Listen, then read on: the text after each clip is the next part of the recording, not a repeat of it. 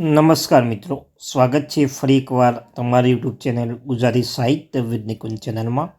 મિત્રો, તમે ચેનલ પર નવા ચેનલ સબસ્ક્રાઈબ કરવાનું ભૂલશો નહીં। તમને ચેનલ પર કોઈ પણ અપડેટ આવે શિક્ષણ માટે યા સરકારી કર્મચારીઓ ડીએ હોય પેન્શનો માટે તમામ ન્યૂઝ તમને આ ચેનલ પર પ્રોવાઈડ કરવામાં આવશે। ચેનલને સબસ્ક્રાઈબ કરવાનું ભૂલશો નહીં। સાથે સાથે મિત્રો, વોટ્સઅપ ગ્રુપ અને ટેલિગ્રામ ગ્રુપ બંને બનાવવામાં આવેલું છે, તમે ત્યાં પર અવશ્યથી જોઈન થઈ જજો, કેમ કે તમને સૌપ્રથમ ત્યાં તમને માહિતી પહોંચાડવામાં આવે છે।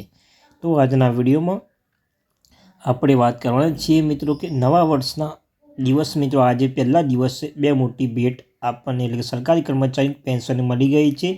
સરકારનો ફાઇનલ નિર્ણય બાકી એ સપ્તાહમાં મળશે, તો તેના વિશે આપણે આ વિડીયોમાં ચર્ચા કરીશું। વિડીયો ગમે વિડીયોને લાઈક અને ચેનલમાં નવા ચેનલ સબસ્ક્રાઈબ કરવાનું ભૂલશો નહીં। તો તમે જોઈ રહ્યા છો એમ 2024ની શરૂઆત થવામાં આવે માત્ર એક દિવસે મિત્રો, એક દિવસની વાર છે। નવું વર્ષ કેન્દ્રીય કર્મચારી માટે ખાસ તહેવાર છે મિત્રો, જે આજે 2024નો પહેલો દિવસ છે અને આ વર્ષના માત્ર કેન્દ્રીય કર્મચારીનું મોંઘવારી ભથ્થું ડીએ વર્ષે પરનું હાઉસ રેન્ટ એલાઉન્સ એટલે કે HRAમાં વધારો થશે, એટલે કે નવા વર્ષમાં કેન્દ્રીય કર્મચારી ડબલ ખુશી મળશે। તો મિત્રો HRAમાં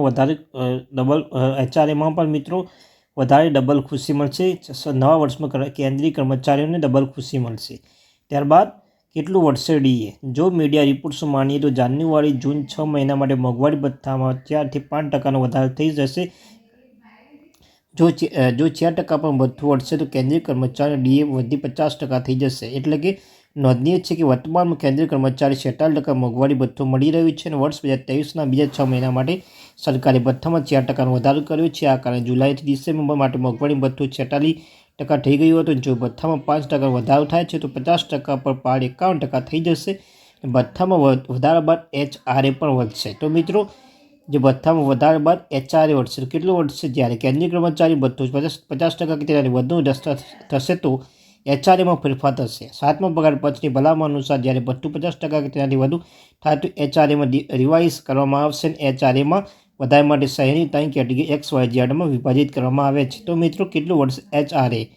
તો વર્તમાનમાં XYZ શહેરમાં ટાઉનમાં રહેતા કર્મચારીઓને ક્રમશઃ 17.9% HRAનું મળી રહ્યું છે, પરંતુ વધારા બાદ કેન્દ્રીય કર્મચારી X કેટેગરી શહેર ટાઉનમાં રહે છે તેનું HRAનું વધીને 30% થઈ જશે અને આ રીતે Y કેટેગરી 20%, Z કેટેગરી માટે HRAનું મળીને 10% થઈ જશે।